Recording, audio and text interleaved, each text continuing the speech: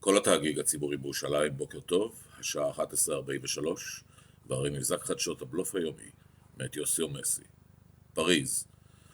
סוכנויות הידיעות מדווחות על עלייה חדה בהיקף הייצור בבתי המאפה של צרפת, עקב ביקוש מוגבר לעוגיות המקרון, החביבות על תושבי צרפת ומדינות הבלקן.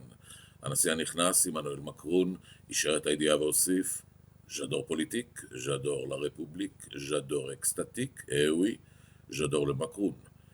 מנהיגת האופוזיציה, מארי לפן, פרסמה הודעת תגובה בה היא טוענת, מואה עם אדם גימל יפית, סלע מם, נקודה.